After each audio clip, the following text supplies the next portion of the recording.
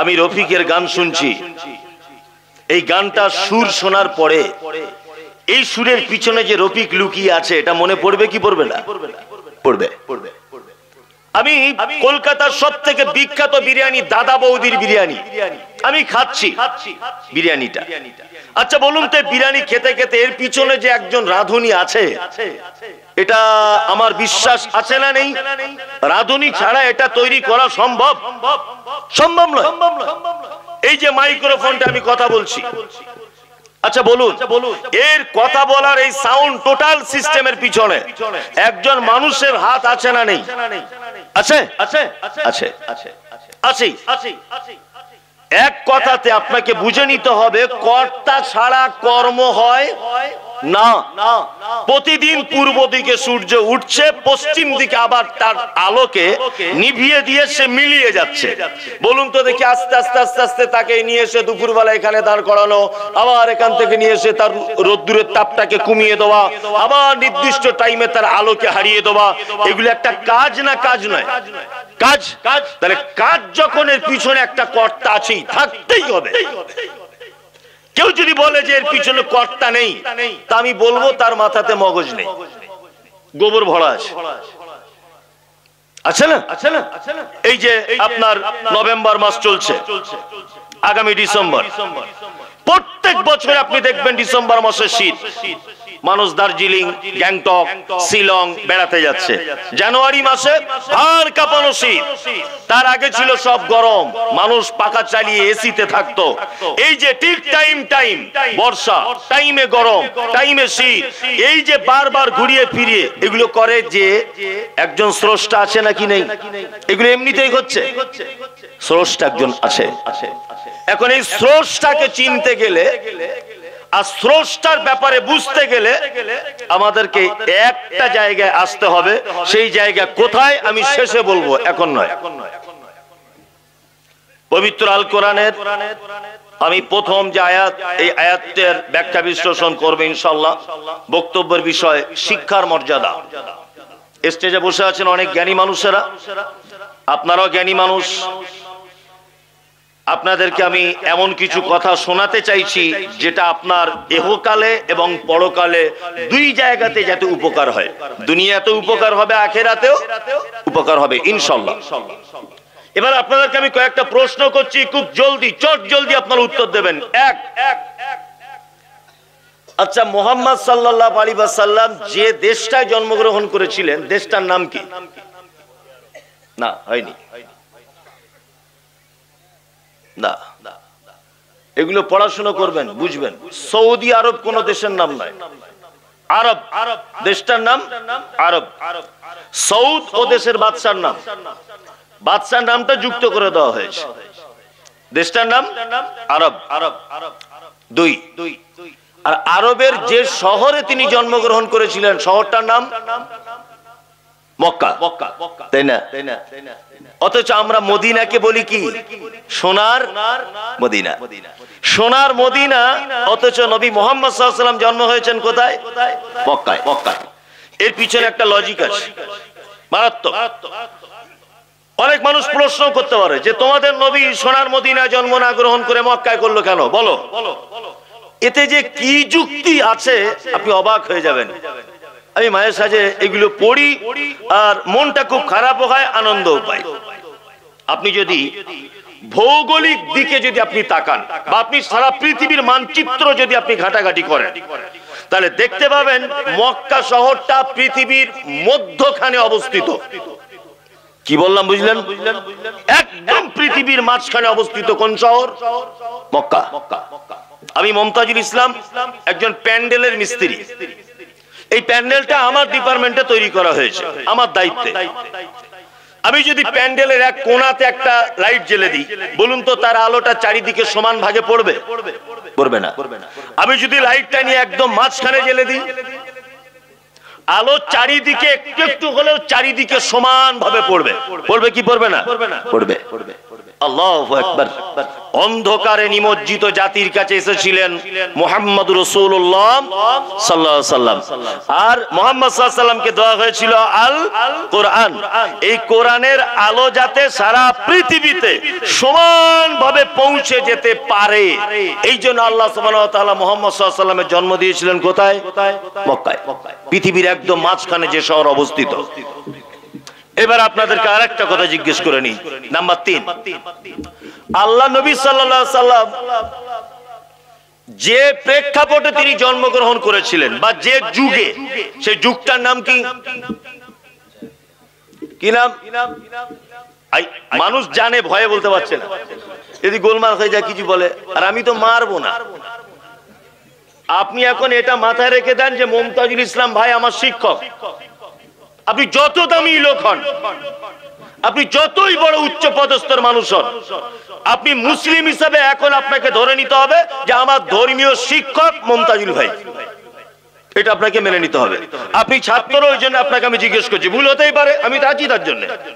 তাহলে আল্লাহ রাসূল সাল্লাল্লাহু আলাইহি ওয়াসাল্লাম যে যুগে জন্মগ্রহণ করেছিলেন, যুগটার নাম আইয়ামে জাহেলিয়া, বর্বরতার যুগ।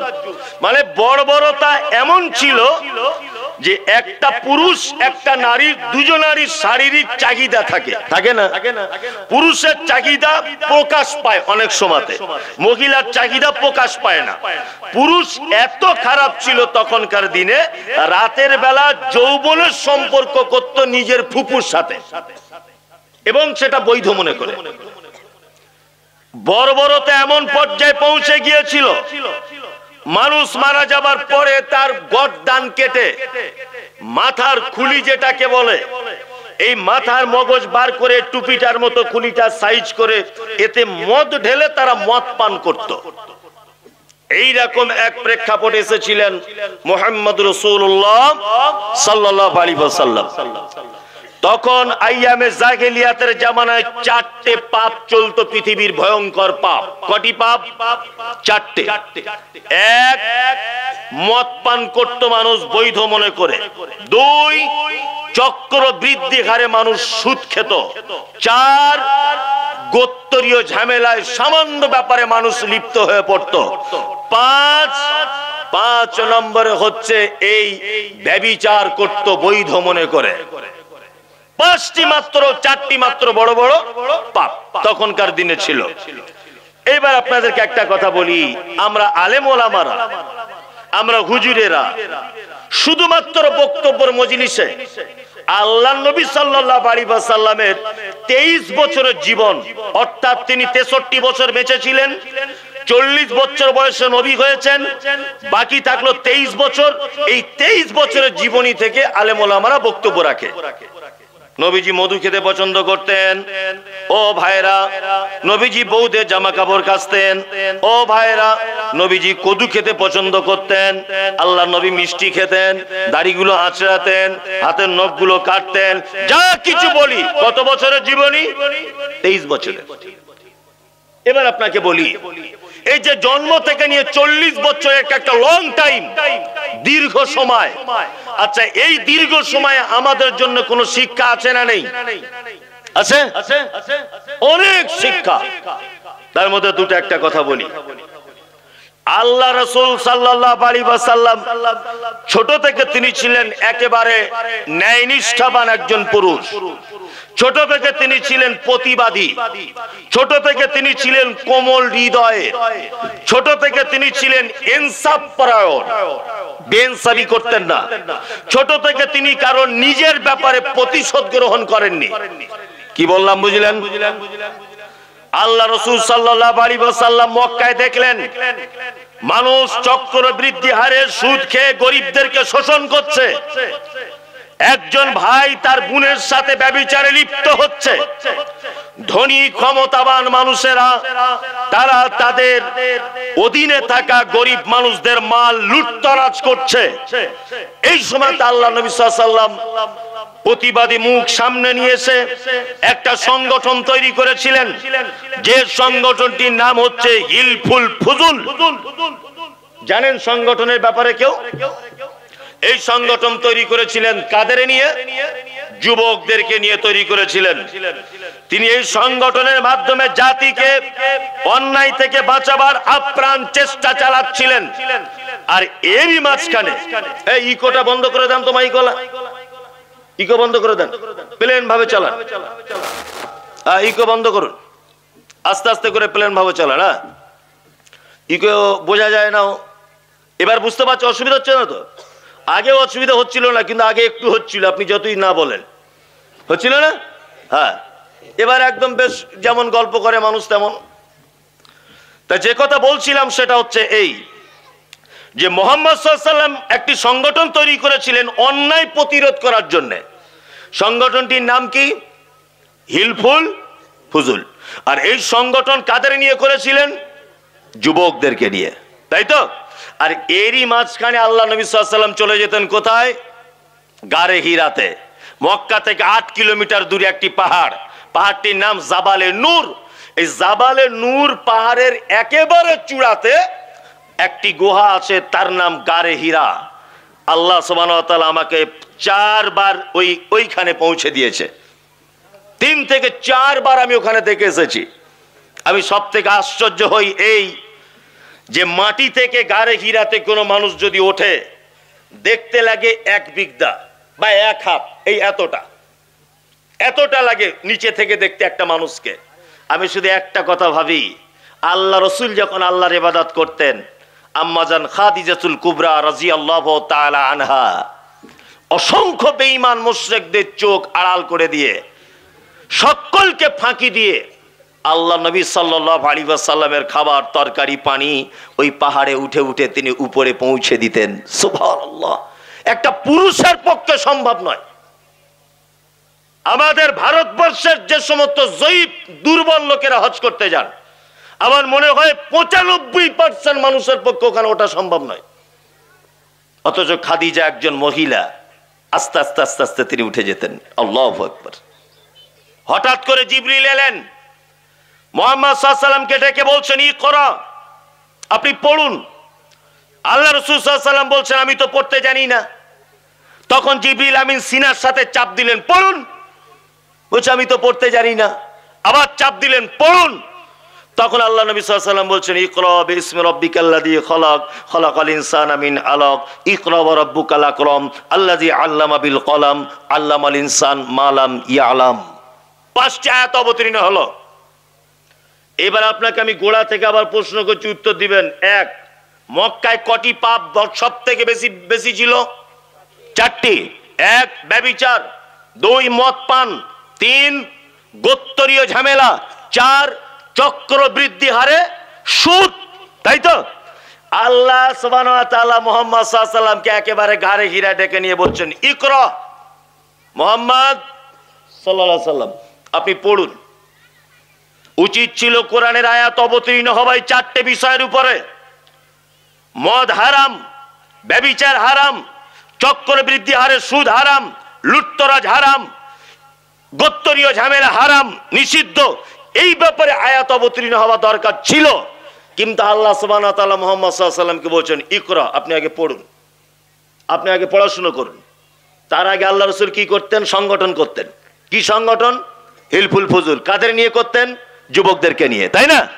আল্লাহ সুবহানাহু ওয়া তাআলা মুহাম্মদ সাল্লাল্লাহু আলাইহি ওয়াসাল্লামকে এটা বোঝাতে চাইছেন যে আপনি তো নিরক্ষর লোক, আপনি লেখাপড়া জানেন না, আপনার দ্বারাতে সমাজ পরিবর্তন করা সম্ভব নয়। একটা সমাজকে পরিবর্তন করতে গেলে শিক্ষা দিয়ে সমাজকে পরিবর্তন করতে হবে। শিক্ষা ছাড়া কোনো জাতিকে পরিবর্তন করা সম্ভব নয়। এইখানে দুটো কথা মাথায় রাখবেন। দুটা জিনিসকে সমাজ পরিবর্তন করতে পারে, এক হচ্ছে যুব সমাজ, আর দ্বিতীয় হচ্ছে শিক্ষা। যুবকদেরকে দিয়ে ইচ্ছা করলে সমাজ পরিবর্তন করা যেতে পারে, আর শিক্ষা দিয়ে সমাজ পরিবর্তন করা যেতে পারে। এই দুটো দিক আপনাদের সামনে তুলে ধরছি। এক নম্বর, গ্রামে দেখবেন কিছু সময় শীতকালীন সময়ে ফুটবল ক্রিকেট টুর্নামেন্ট হয় না? হয়। 16 দলীয় ফুটবল খেলা খুলেছে গ্রামের যুবকেরা। কি বললাম বুঝলেন? কলকাতা থেকে নিয়ে এসেছে হাফ প্যান্ট পরা মেয়ে ছেলেদের ভাড়া করে। ফাইনাল খেলা যেদিন গোল হবে, তারা হাতে ঝুমঝুমি নিয়ে একবার করে ড্যান্স করবে। অনেক জায়গাতে হচ্ছে না? হয় হয়। এই খেলাগুলো পরিচালনা করে কারা? যুবকরা, তাই না? যুবকরা। সমাজ যতক্ষণ না পর্যন্ত যুবকদের ব্যাপারে না ভাববে ততক্ষণ পর্যন্ত সমাজ পরিবর্তন হতে পারে না।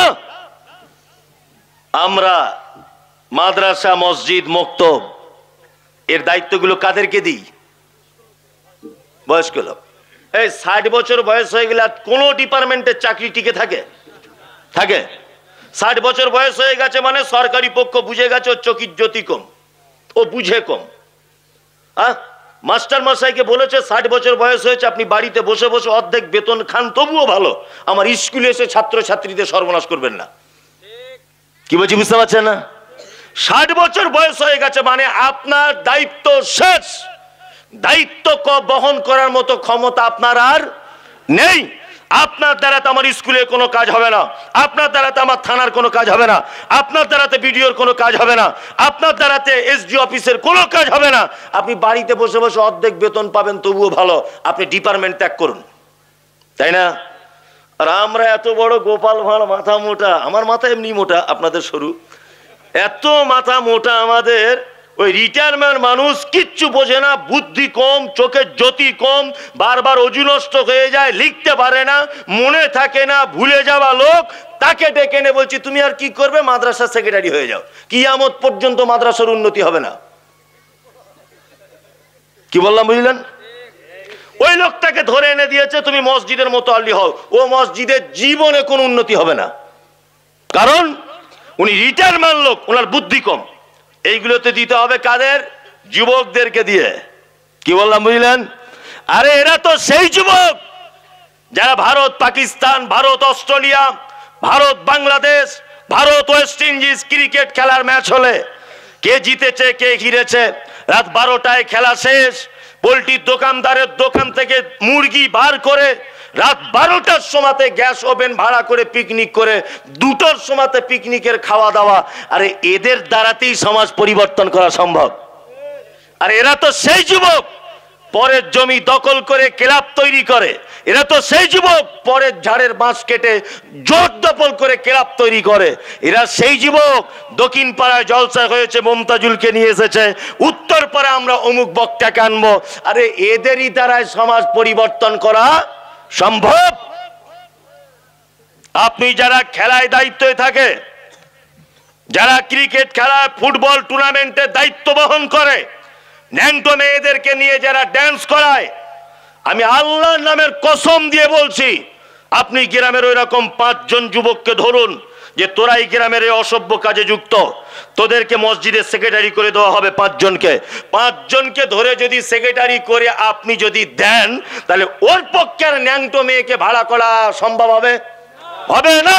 তার মানে দুটো কাজ হলো, গ্রামেরও কাজ হলো, একটা পাপ কাজ গ্রাম থেকে বাহির করে দেওয়া হলো, দুটো কাজ হলো না? তাহলে ইনশাল্লাহ আমরা প্রত্যেক কাজে যুবকদেরকে অগ্রাধিকার দেবো ইনশাল্লাহ। মাদ্রাসা, মসজিদ, মক্তব, খানকা, ঈদগাহ, দরগা যা কিছু আছে সমস্ত ব্যাপারে দায়িত্ব দিতে হবে যুবকদেরকে। বয়স্ক লোক উপদেষ্টা কমিটি হিসাবে থাকবে। আমি মাঝে সাঝে অবাক হই যে কিছু আবার বয়স্ক লোক আছে, এদের কি যে বুঝে আমার তো মাথায় কিছু ঢোকে না। দায়িত্ব না রাখলে এই মসজিদে নামাজ পড়ে না, দক্ষিণ পাড়ায় নামাজ পড়ে। হ্যাঁ, এরকম লোক আছে। হ্যাঁ, বলছে মাদ্রাসার দান করবো না। বলছে কেন? বলছে আমার 3 বছর পরে বাদ দিয়ে দিল, কোনো অপরাধ ছিল না আমার, তা বাদ দিল। হ্যাঁ, আমি এমএলএ, ধরে নেন আমি এখন এমএলএ হয়েছি কংগ্রেস থেকে বা মমতার পার্টি থেকে বা সিপিএম থেকে, কোনো একটা রাজনৈতিক দল থেকে আমি এমএলএ হয়েছি। তা আমি কংগ্রেসের এমএলএ, তাই এবারে আমাকে টিকিট দেওয়া হয়নি। ভালো করে বুঝবেন, আমি টিকিট না পাওয়ার দুঃখের কারণে দল পরিবর্তন করে মমতার টিকিট খুঁজছি। এটা করে কি করে না মানুষ? কারণ কি বলুন তো? না, এখানে কিছু টাকা পয়সা খাওয়া খাওয়ির ব্যাপার আছে, যদি গদিটা টিকে থাকে অন্তত কিছু তো পাবো, ডাল ভাতের ব্যবস্থা হবে, তাই না? আমি এখানে না হয় বুঝি লোক পার্টি পরিবর্তন করে পদ না পেলে, মসজিদ পরিবর্তন করে এটা কেন? নিশ্চয় কোনো ভিতরে মাল আছে। হ্যাঁ, নিশ্চয় ভিতরে কোনো খারাপি আছে। ও মাদ্রাসা কেন পরিবর্তন করে? আরে রাজনৈতিক পার্টি পরিবর্তন করা যেতে পারে, এখানে অর্থের ব্যাপার আছে। তুমি মসজিদের দায়িত্ব ছিল, তোমার দায়িত্ব থেকে বাদ দেওয়া হয়েছে বলে তুমি রাগ করে দক্ষিণ পাড়া মসজিদে নামাজ পড়তে যাচ্ছ কেন? নিশ্চয় তোমার ভিতরে কোনো পাপ কাজ রয়েছে, অন্যায় রয়েছে তোমার ভিতরে। এই নীতি ত্যাগ করতে হবে। কি বললাম বুঝলেন? আপনাকে যতই দায়িত্ব দিতে হোক, আপনি বলুন যে আমি দায়িত্ব বহন করার ক্ষমতা এখন রাখি না, আমার ভাইপোকে দায়িত্বটা দেওয়া হোক, আমার ভাতিজাকে দেওয়া হোক। আপনি কেন মাস্টারি করে দায়িত্ব নিতে গেলেন? আপনার তো এখন সরকারি হিসাবে কোনো ভ্যালুই নেই, কোনো দামই নেই। আপনি যে বেঁচে আছেন 62 বছর বয়স, 2 বছর এক্সট্রা আপনি বেঁচে আছেন। আপনার তখন বেঁচে থাকারই কোনো দরকার নেই। আল্লাহ হায়াত মাউতের মালিক, ওটা আলাদা ব্যাপার, কিন্তু সরকারি হিসাব অনুযায়ী আপনার তো আর বেঁচে থাকার কোনো রাস্তা নেই, আপনার তো দামই নেই, অথচ আপনি এখনো পর্যন্ত দায়িত্ব ছাড়তে চাইছেন না। শুনুন, একটা কথা বলি, দাঁত বার করে হাসবেন না। এই সমস্ত শিক্ষাগুলো আলেম ওলামারা সমাজে কেন যে বলেন আমি বুঝতে পারছি না। প্রত্যেক কাজে যুবকদেরকে আগিয়ে আনুন ইনশাল্লাহ। একদম মসজিদ থেকে, মাদ্রাসা থেকে, যত রকমের ইসলামিক ডিপার্টমেন্ট, সমাজের সেবামূলক যত কাজ রয়েছে, প্রত্যেক কাজে যুবকদের আগিয়ে দেন। ইনশাল্লাহ সমাজ সংস্কার করতে সুবিধা হবে, ইনশাল্লাহ হবে। চলুন এবার আপনাদেরকে বলি, শিক্ষা দিয়ে সমাজ পরিবর্তন করতে, শিক্ষা ছাড়া জাতিকে পরিবর্তন করা যাবে না। আমার আলোচনার বিষয় শিক্ষার গুরুত্ব। এবার আপনাদেরকে একটা কথা একটা একটা করে বলবো, ধৈর্য ধরে শুনবেন। লাস্টে তো বক্তব্য আছে শিরিক আর বেদাত, বুঝলেন না? ওটা হাটে হাঁড়ি ভেঙে দিয়ে চলে যাবো, শুধু আপনি ধৈর্য ধরে বসুন। তারপর কি কি বলতে চাইছি আমি শেষ পর্যন্ত আমাকে যেতে দেন।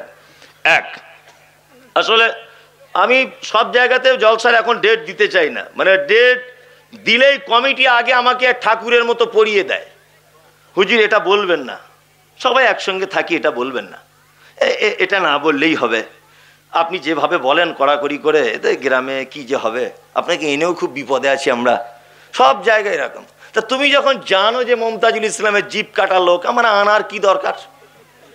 হ্যাঁ, তুমি তো জানো আগে থেকে যে আমার জিপ কাটা, আমি নরম করে বলতে পারি না, তুমি আমাকে আনলে কেন? তোমার ভুল, এটা আমার কিছু ভুল নয়।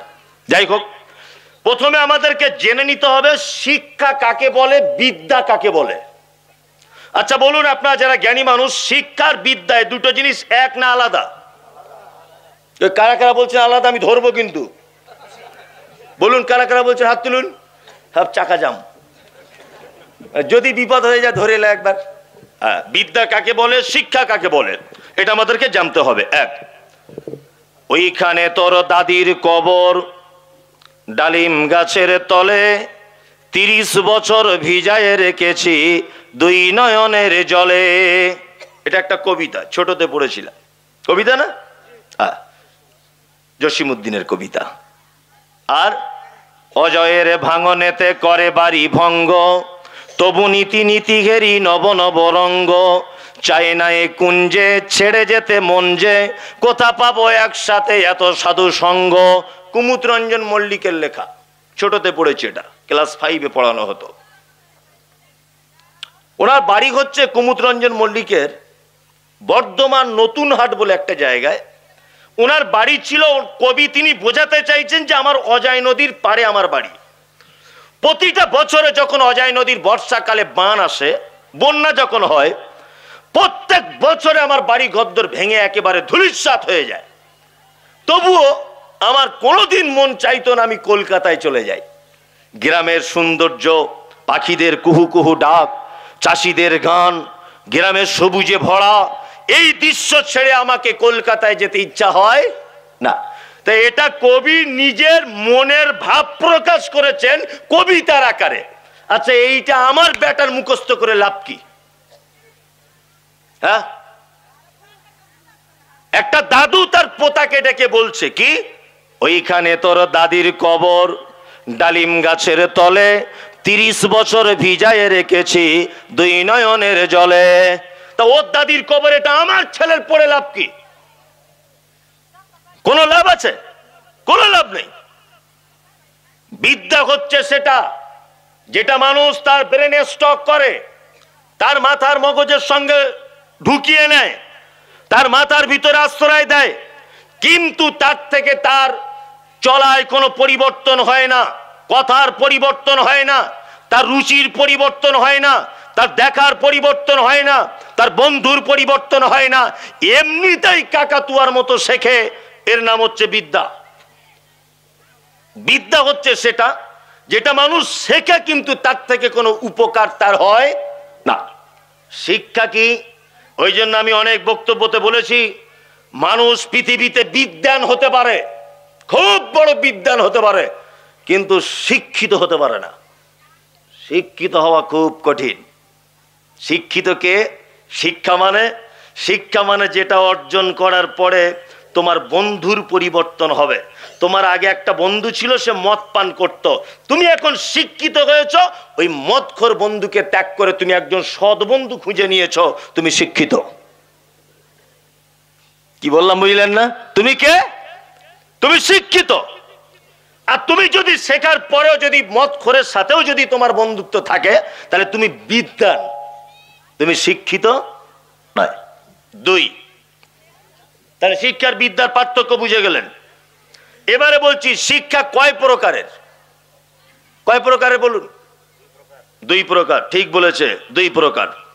এক হচ্ছে দ্বীনি শিক্ষা, আর এক হচ্ছে দুনিয়াবি শিক্ষা, তাই তো? এইবার আপনাকে এইখানে কয়েকটা গুরুত্বপূর্ণ কথা বলবো, আপনি মাথায় ঢোকানোর চেষ্টা করবেন ইনশাআল্লাহ। ইনশাআল্লাহ, ইনশাআল্লাহ। আল্লাহ সুবহানাহু ওয়া তাআলা কোরআনের আয়াত অবতীর্ণ করলেন, ইকরা বিইসমি রাব্বিকাল্লাযী খলাক। নবী আপনি পড়ুন সেই প্রভুর নামে যে প্রভু আপনাকে সৃষ্টি করেছে, তাই তো? তাহলে পড়তে হবে আমাদের কার নামে? কার নামে? আল্লাহর নামে পড়তে হবে, তাই তো? এইবারে আমাদের ভারতবর্ষের নাগরিক আপনি একজন, তাই না? আপনি একজন পশ্চিম বাংলার সুনাগরিক, তাহলে আমাদের দেশীয় শিক্ষাটাও পড়তে হবে কি হবে না? হবে, হবে। মুহাম্মদ সাল্লাল্লাহু আলাইহি ওয়াসাল্লাম বলেছেন, তালাবুল ইলমি ফারিজাতুন আলা কুল্লি মুসলিমিন। প্রতিটা মুসলিম নরনারীর উপরে দ্বীনের শিক্ষা অর্জন করা ফরজ, বাধ্যতামূলক। তবে আল্লাহ নবী সাল্লাল্লাহু আলাইহি ওয়াসাল্লাম এখানে একবারও বলেনি যে তুমি দ্বীনিয়াবি শিক্ষায় শিক্ষিত হবে না। আমাদের একটা গোবর মাথাতে ঢুকিয়ে দিয়েছে, নয় আলেম ওলামারা ঢুকিয়েছে, আর নয় আমরা নিজেরা ঢুকিয়েছি। কি সেটা? যে ছেলে সব মাদ্রাসায় পড়াতে হবে, 10 বছর পরে পাগড়ি বেঁধে বাড়ি আসতে হবে, তবে আল্লাহর নবীর এই কথা রক্ষা করা যাবে। আমি মুমতাজুল ইসলাম বলছি, যে সমস্ত আলেমেরা এই ব্যাখ্যা করেছে ভুল করেছে। কারণ হচ্ছে এই ইসলামী শিক্ষা ফরজ ততটুকু, একটা মানুষ ইসলামের উপরে টিকে থাকতে গেলে তার বেসিক যে জিনিসগুলো লাগে, ফরজ গোসল কিভাবে করতে হয়, ওযুর নিয়ম কি, কাকে বেদাত বলে, কাকে শিরিক বলে, স্বামীর সাথে কেমন ভাবে চলবো, সন্তান পিতামাতার সঙ্গে কেমন ব্যবহার করবে, কোনটা হারাম, কোনটা জায়েজ, কোনটা না জায়েজ, কোনটা সুদ, কোনটা সুদ নয়, এই বেসিক বিষয়গুলো একটা মানুষ জেনে যাওয়া মানেই দ্বীনের শিক্ষা ফরজ তার অর্জন হয়ে গেল। তারপরে আপনি মাইকেল মধুসূদন দত্ত হন, আমাদের কোনো অসুবিধা নেই। কি বলছি বুঝতে পারছেন না? হ্যাঁ, যে কোনো একটাতে যদি আপনি ধাবিত হন, আপনার দুনিয়াও খারাপ, আখিরাতেও খারাপ। যে কোনো একটা আপনি ধাবিত হতে পারবেন না। তার একটা মারাত্মক যুক্তি আপনাকে আমি পেশ করছি, ভালো করে বোঝার চেষ্টা করুন। এক, আচ্ছা বলুন দেখি, আমাদের মাঝে একজন নবী এসেছিলেন, নবীটির বাপ ছিল না, নাম কি? ঈসা আলাইহিস সালাম। ওনার আব্বা ছিল না। আচ্ছা বলুন তো, আমরা স্কুলে যখন বইয়ে পড়েছি এই নবীটার নাম কি পড়েছি? যিশু। পড়েছি না? যিশু। আচ্ছা এই নবীর মায়ের নাম কি? মারিয়াম। স্কুলে আমরা কি পড়ি? মেরি, তাই তো? আচ্ছা এই নবীটার জন্ম কোথায়? বাইতুল লাহাম। বাইতুল লাহাম। স্কুলে পড়েছে কি? বেথেলহেম, তাই তো? তাহলে এইবার আপনাদেরকে একটা কথা বলি, আপনার বেটা যদি শুধুমাত্র জেনে যায় এর নাম যিশু, শুধুমাত্র জেনে যায় এর মায়ের নাম মেরি, শুধু যদি জেনে যায় এর জন্ম বেথেলহেম, তাহলে ওর ঈমান থাকবে না যাবে? কোরআনের সাথে সংঘর্ষ আছে না নেই? আছে। তার মানে আমার বক্তব্য হচ্ছে এটা, আপনার বেটা যেমন ওর নাম শিখবে যিশু, আপনার বেটার সাথে সাথে এটাও শিখবে ওর নাম ঈসা আলাইহিস সালাম। আপনার বেটা যেমন শিখবে ওর মায়ের নাম মেরি, আপনার বেটা তেমন শিখবে ওর মায়ের নাম মারিয়াম। তাহলে আপনি একজন মুসলিম হিসেবে বিবেচিত হবেন, তার আগে নয়। কুরআন বলছে ফাইন্না খলাকনাকুম মিন তুরাবিন সুম্মা মিন নুতফাতিন সুম্মা মিন আলাকাতিন সুম্মা মিন মুদগা। মানুষকে তৈরি করা হয়েছে মাটির উপাদান দিয়ে। কি দিয়ে মানুষকে বানানো হয়েছে? মাটি দিয়ে, তাই না? স্কুলে কি পড়াচ্ছে? চার্লস ডারউইনের থিওরি, বলছে বানর থেকে মানুষ হয়েছে, বুঝছে না? আমি মনে মনে ভাবি যে মাস্টার পড়ায় এর কি কোনো বুদ্ধি নাই? যে মাস্টার এটা পড়াচ্ছে যে বানর থেকে মানুষ হয়েছে, এর কি বুদ্ধিটুকু নাই? একে চাকরি দিল কে? আশ্চর্য ব্যাপার। এখনো পর্যন্ত দেখবেন ডাক্তার বাবুর চেম্বারে ক্যালেন্ডার রাখা আছে, একটা মানুষ এরকম করে আছে, আর একটা মানুষ একটু এরকম করে, আর একজন একটু হাত পায়ে এরকম, আর একজন মোটামুটি মানুষ, তারপরে ফুল মানুষ হাফ প্যান্ট পরে আছে। এরকম ক্যালেন্ডার দেখতে পাওয়া যায় না? তার মানে ওটা থেকে বোঝানো হয় প্রথমে এরকম ছিল, ওটা বিবর্তন হয়ে গড়িয়াল হয়েছে, গড়িয়াল বিবর্তন হয়ে হনুমান হয়েছে, হনুমান বিবর্তন হয়ে বন মানুষ হয়েছে, বন মানুষ পরিবর্তন হয়ে মানুষ হয়েছে। এটা বোঝাতে চাইছে কি চাইছে না? হ্যাঁ, এরা কত বড় বোকা। আপনাকে আমি একটা যুক্তি পেশ করছি, আমাকে যুক্তিটা কেটে দেবার ক্ষমতা থাকলে কাটুন তো। আমার এক ছেলে এক মেয়ে, অরিজিনাল এটা। তা আমার মেয়ে একদিন আমাকে বলছে, আব্বু একটা হরিণের বাচ্চা এনে দাও না, একটু খেলবো। পাগল কোথা বলে, হরিণের বাচ্চা বাড়িতে পোষা সরকারিভাবে আইনত অপরাধ, চলবে না। সরকারিভাবে অপরাধ, আইনের আওতায় আপনি ফেঁসে যাবেন যদি আপনি কোনো ভালো পাখি বাড়িতে খাঁচায় রাখেন। কি বললাম বুঝলেন না? তবুও আইন আপনাকে ফাঁসিয়ে দিতে পারে, কারণ ওটা বেআইনি, তার নিজস্ব স্বাধীনতায় তাকে থাকতে দিতে হবে। কোনো জঙ্গলে পশুকে যদি আপনি বিরক্ত করেন, এটা আইনের আওতাতে আপনি অপরাধী নয়, অপরাধী। আচ্ছা বলুন, আমাদের গ্রামে যে দেশি গরুগুলো আছে, হ্যাঁ দেশি গরু, আপনি যদি মনে করেন এই দেশি গরুর পেট থেকে আমি একটা জার্সি বাছুর বার করব, জার্সি বাছুর বুঝেন তো? জার্সি, হ্যাঁ। আচ্ছা বলুন তো, দেশি গরুর পেট থেকে জার্সি বাছুর পাওয়া সম্ভব না অসম্ভব? সম্ভব। আপনি ডাক্তারকে বলুন, যারা গরুর ডাক্তার আছে, যে ডাক্তারবাবু একটা ইঞ্জেকশনের বাচ্চা আমার দরকার, খুব হৃষ্টপুষ্ট একটা বাছুর আমার প্রয়োজন, আমি মানে ওই ভিয়েতনামের একটা গরু চাইছি। ও ভিয়েতনামের যদি বীর্য, গরুর বীর্যটা ওই গরুর ভিতরে যদি পুশ করে দেয়, তাহলে বাচ্চা হবে কি হবে না? হবে। তা আমি ডাক্তারকে বলে একটা জার্সি গরুর বাছুর আলহামদুলিল্লাহ আমার বাড়িতে হয়েছে, দেশি গরুর পেট থেকে, এটা সম্ভব। আমার মেয়ে কাঁদছিল যে একটা হরিণের বাচ্চা আব্বু দাও না, খেলবো। তা আমি ডাক্তারকে বলছি, ডাক্তারবাবু একটা হরিণের ইঞ্জেকশন নিয়ে ওর পেটে দিয়ে দাও তো। ডাক্তার যদি হরিণের ইঞ্জেকশন এনে গরুটার ভিতরে যদি পুশ করে, কিয়ামত পর্যন্ত হরিণের বাচ্চা পাওয়া সম্ভব না অসম্ভব? জোরে বলুন, অসম্ভব। মানে ওর ভিতরে যত পার্টস, সমস্ত পার্টস অনুযায়ী গরুর বাচ্চাই সম্ভব। ভিয়েতনামের হতে পারে, আমেরিকান হতে পারে, হলস্টাইন হতে পারে, জার্সি হতে পারে, আপনার কি বলে আরো যত প্রজাতির গরু আছে, ওর পেট থেকে পাওয়া সম্ভব, কিন্তু বানর পাওয়া সম্ভব নয়।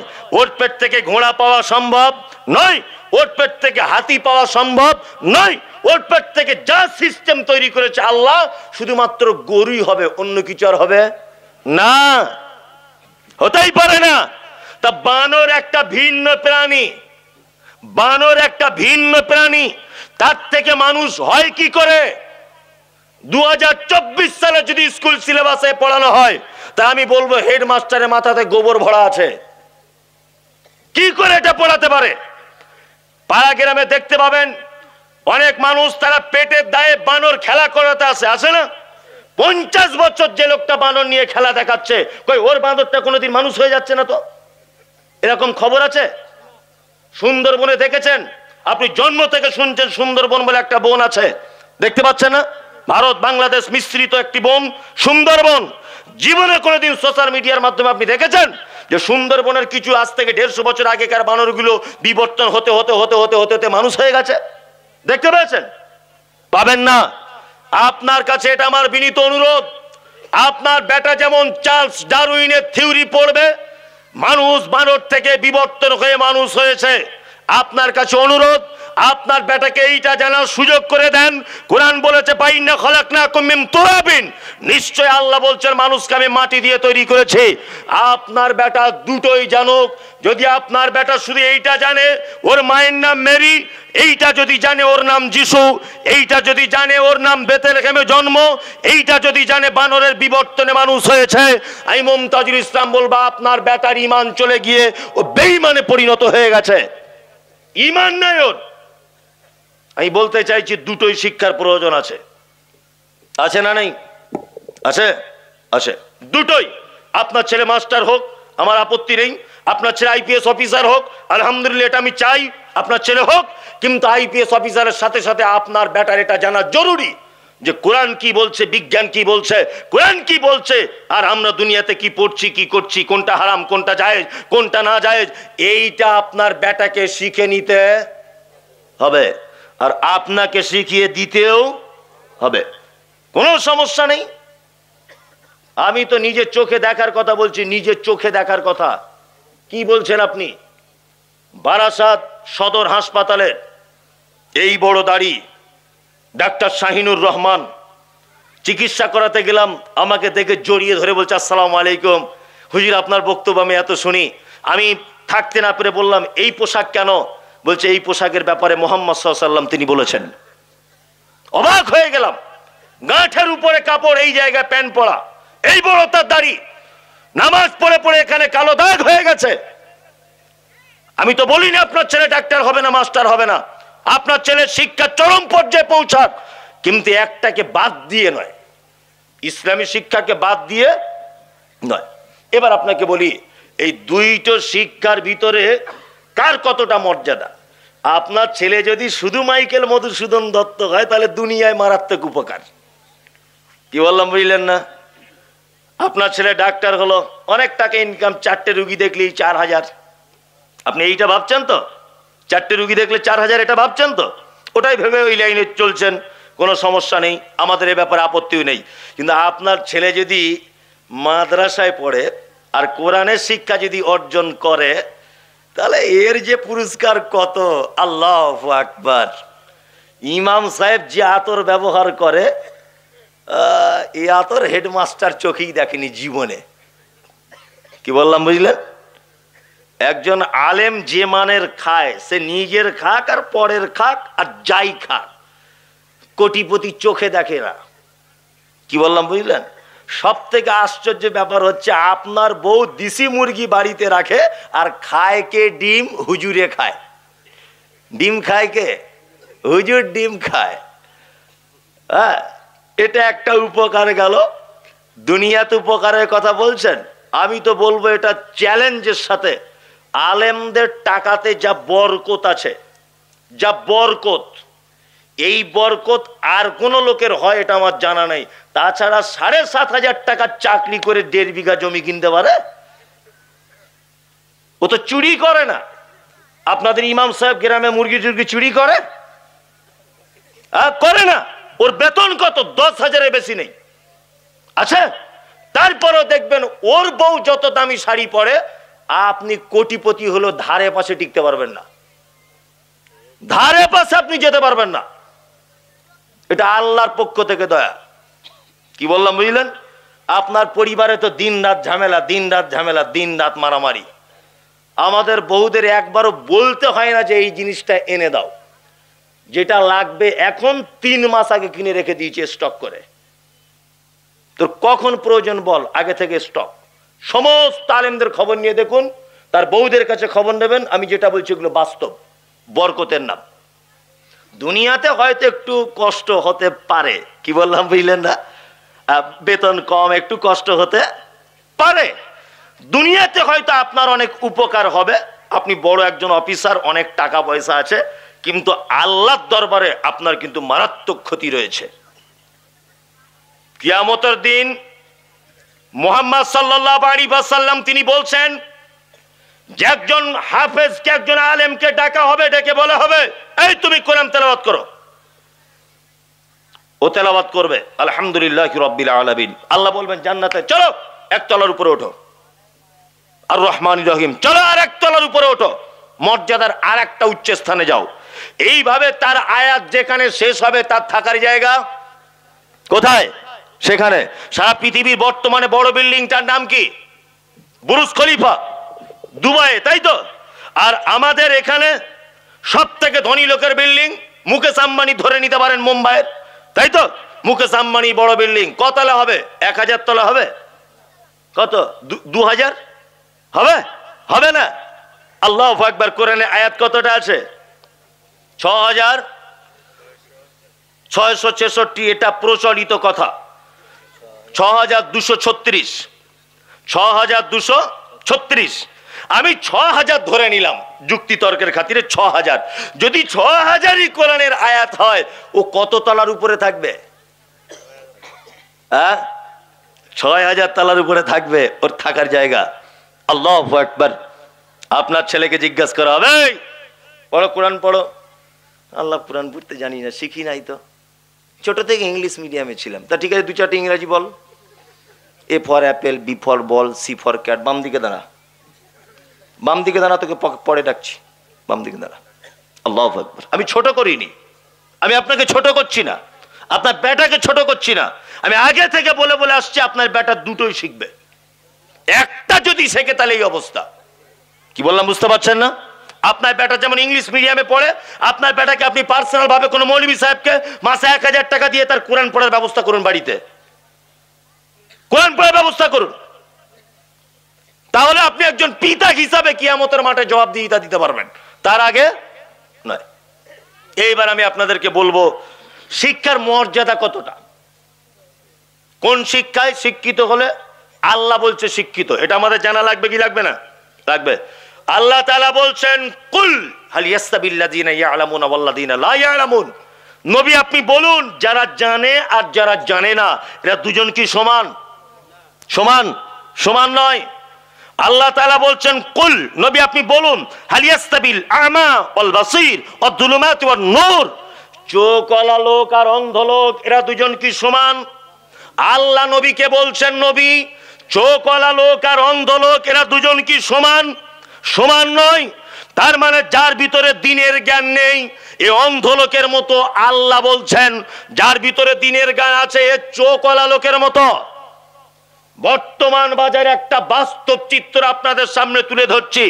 এই চিত্রটা আপনার সঙ্গে আমার একমত হতেও পারে, নাও পারে। যদি হয় তবু আলহামদুলিল্লাহ, না হয় তবু আলহামদুলিল্লাহ। আপনাদের গোটা মালদা জেলাতে আপনি সমীক্ষা করেন, সমীক্ষা করলে দেখতে পাওয়া যাবে যত মিশন রয়েছে সারা মালদা জেলাতে, এই মিশনগুলো আজকে 1 তলা, কাল 2 তলা, তারপরের দিন 5 তলা, তারপরের দিন 10,000 টাকা অ্যাডমিশন ফি, তারপরের ইয়ারে 20,000 টাকা অ্যাডমিশন ফি। মিশনগুলো দাও দাও করে যেন জ্বলছে। মানে কি জ্বলছে? মানে একদম উপরের দিকে উঠছে আগুনের মতো। এত ডেভেলপ তাদের, এত উন্নত হচ্ছে না? মিশনগুলো উন্নতি দেখতে পাচ্ছেন না? আর আমাদের সারা মালদা জেলা যত মাদ্রাসা আছে খোঁজ নিয়ে দেখুন, গড়ির গাড়ির মতো ধুক ধুক ধুক করছে। মানে ও মরে গেলেই সুবিধা হয় মাদ্রাসাগুলো। এরকম অবস্থা কেন? আপনি দাঁত বার করে হেসে দিলেন। সামাজিক বিবেচনা বলে কিছু আছে আপনার ভিতরে? বিবেচনা করুন কেন এই অবস্থা। জেনারেল লাইনের যে সমস্ত মিশনগুলি আছে এরা পরিচালনার কমিটিতে যারা থাকে তারা ওই লাইনের শিক্ষিত লোক, ওই জন্য উন্নতি করতে সুবিধা হয়। আর আমাদের সারা পশ্চিম বাংলার মাদ্রাসাগুলি আরবি সিলেবাস দ্বারা পড়াশোনা করা হয়, তাই তো? আরবিতে আরবি সিলেবাস চলছে, অথচ ওখানে আমলোককে দায়িত্ব দেওয়া হয়েছে। আমলোককে পরিচালনা করার দায়িত্ব দিলে কোশ্চিন কালো মাদ্রাসা ডেভেলপ হবে না। কারণ আল্লাহ সুবহানাহু ওয়া তাআলা বলছেন, কুল নবী আপনি বলুন, হাল ইয়াস্তাবিল আমা ওয়াল বাসীর ওয়াজ যুলুমাতি ওয়ান নূর। যাদের চোখ নেই আর যাদের চোখ আছে এরা সমান নয়। সমান? সমান নয়। তার মানে আল্লাহ সুবহানাহু ওয়া তাআলা বলতে চাইছেন যাদের ভিতরে দ্বীনের জ্ঞান নেই এরা কি? অন্ধ।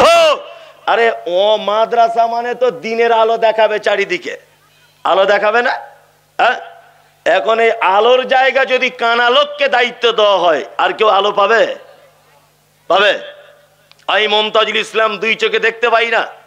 আমার হাতে যদি একটা 5 ব্যাটারি লাইট দিয়ে বলা হয় যে এই ছেলেটাকে একটু হাই রোড পর্যন্ত পৌঁছে দাও তো, আচ্ছা বলুন তো, আমি অন্ধ, আমার হাতে লাইট, ওকে আমি পৌঁছাতে পারবো? কোশ্চিন কালেও পারবো? কোশ্চেন কালেও সম্ভব নয়, এটা অযুক্তি। ঠিক তেমন আমি তো বলবো সারা বাংলা জুড়ে যত মাদ্রাসা রয়েছে, নিজামিয়া মাদ্রাসা, এই মাদ্রাসাগুলো অবিলম্বে বড় বড় আলেম দ্বারা পরিচালিত করতে হবে, তাছাড়া চলবে না। শিক্ষিত মানুষের মর্যাদা কতটা এইবার আপনাদেরকে আমি বলছি, খুব মনোযোগ দিয়ে বোঝার চেষ্টা করবেন। এক, শিক্ষিত মানুষের কথা বাদ দেন, মুহাম্মদ সাল্লাল্লাহু আলাইহি ওয়াসাল্লাম কি বলেছেন দেখুন। আচ্ছা বলুন তো, বাড়িতে কুকুর পোষা জায়েজ না না জায়েজ? না জায়েজ। তবে একটি ক্ষেত্র আছে যেই ক্ষেত্রে আপনি কুকুর পুষতে পারেন, ইসলাম পারমিশন দিয়েছে। কোন কুকুর? আপনার পোল্ট্রি চাষ করেন, পোল্ট্রির ফার্মটা একেবারে ফাঁকা মাঠে, আপনি একটা কুকুরকে ট্রেনিং দিলেন যে এইটা আমার ফার্ম, তোকে প্রতিদিন খেতে দেবো, তুই এখানে ডিউটি করবি। এই রকম কাজের জন্য, চৌকিদারির জন্য, আগলদারিতার জন্য রাখা যাবে, কোনো সমস্যা নেই। যে কুকুর ঘরের লোক দেখলে ডাকে না, পরের লোক দেখলে ডাকে। যে কুকুর ঘরের মালিকের মুরগির বুঝে আর পরের মুরগি দেখলে খেতে চলে যায়। যে কুকুর বাড়ি আলাকে চিনে, অন্য লোককে চিনে, এক কথায় যার ভিতরে একটু নলেজ আছে যে এটা আমার মালিকের, এটা অন্য লোকের, এই রকম কুকুর প্রয়োজনে বাড়িতে রাখতে পাবে না, গোয়াল ঘরে রাখতে পারবে গরু চৌকি দেওয়ার জন্যে, পোল্ট্রির ফার্মে রাখতে পাবে পোল্ট্রিটা চৌকি দেওয়ার জন্যে, ছাগলের মানে খামারে রাখতে পারবে ছাগলের দলটাকে চৌকি দেওয়ার জন্য আপনি ব্যবহার করতে পারেন, তাই না? তার মানে মুহাম্মদ সাল্লাল্লাহু আলাইহি ওয়াসাল্লাম বলেছেন, কেউ যদি বাড়িতে কুকুর যদি রাখে, প্রত্যেক দিন তার আমলনামা থেকে 2টি উহুদ পাহাড়ের সমান নেকিকে মাইনাস করে দেওয়া হবে। কিন্তু প্রশিক্ষণ প্রাপ্ত কুকুর, শিক্ষিত কুকুর, যাকে শিক্ষা দান করা হয়েছে, যাকে বলা হয়েছে মালিকের মুরগি কোনটা, ঘরের মুরগি কোনটা, বাইরের মুরগি কোনটা, এই প্রশিক্ষণ প্রাপ্ত কুকুর বাড়িতে রাখা কাজের জন্য চলবে। তার মানে শিক্ষিত মানুষ তো দূরের কথা, আল্লাহ নবী সাল্লাল্লাহু আলাইহি ওয়াসাল্লাম শিক্ষিত কুকুরকে পর্যন্ত সম্মান দিয়েছেন। আমরা শিক্ষিত মানুষদের মর্যাদা দিয়েছি? দিয়েছি? দিইনি। আমরা মর্যাদা কাদের দিয়েছি বলবো? রাগ করবেন না? তাহলে বলে দিই, আমরা কাদের শিক্ষার মর্যাদা দিয়েছি। মানে অশিক্ষিত লোক হলে খুব সমস্যা। কি বললাম বুঝলেন? খুব সমস্যা। আল্লাহ পর্যন্ত বলেছেন ওয়ারিস আনিল জাহিলিন, যা পারবে করো, তবে মূর্খ লোকের থেকে দূরে থাকো।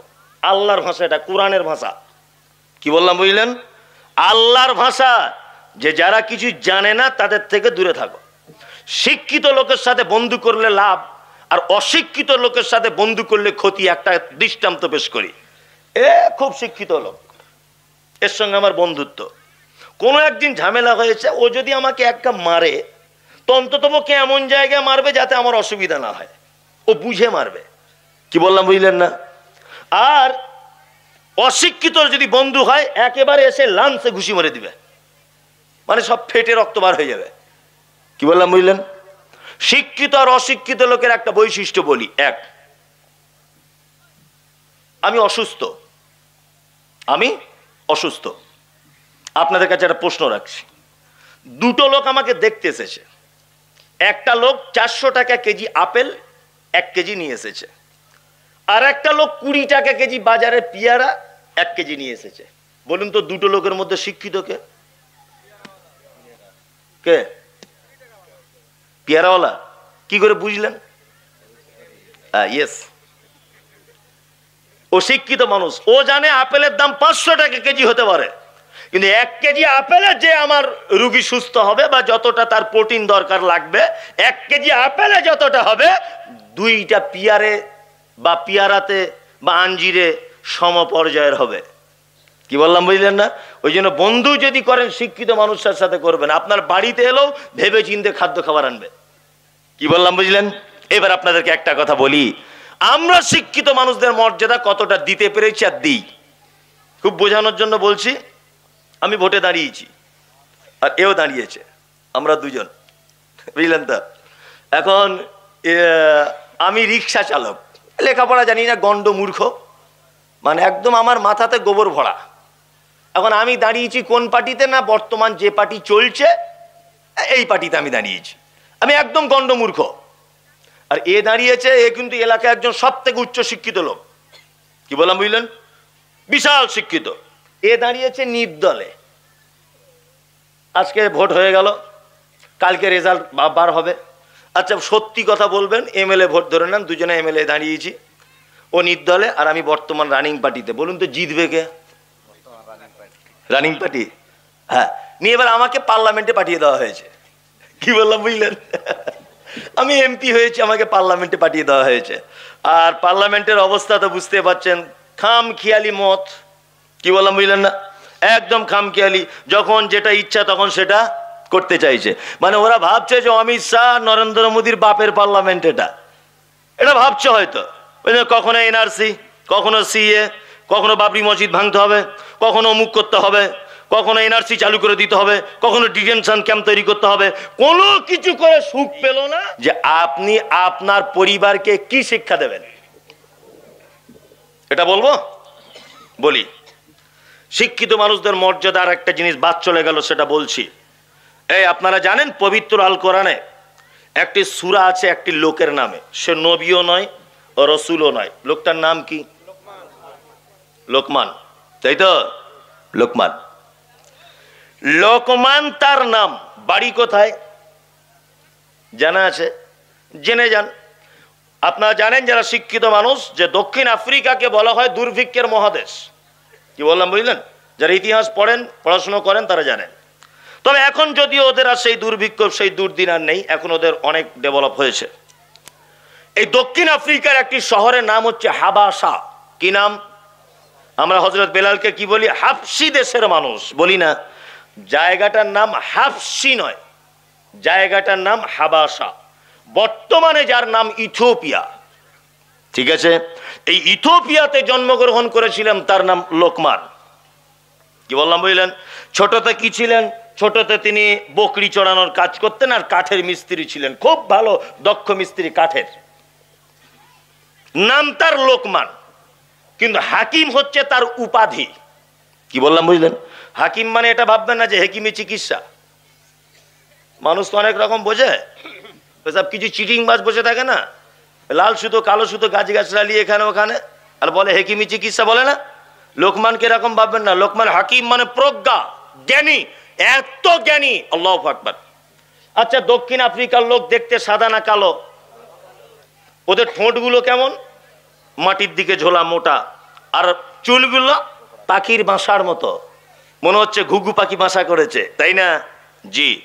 এইবার আপনাকে একটা কথা বলি, লোকমান হাকিম দেখতে কালো, কুচকুচ কুচকুচ কুচকুচে কালো, ঠোঁট মোটা, নিচের দিকে ঝোলা, দেখতে একেবারেই খারাপ। কিন্তু তার নামে আল্লাহ সুবহানাহু ওয়া তাআলা কোরআন মাজিদে টোটাল একটা সূরা অবতীর্ণ করেছেন। ভাবতে পারছেন কেন? লোকমান হাকিম ছিলেন অত্যাধিক জ্ঞানী। তার জ্ঞানের বহর কেমন দেখবেন।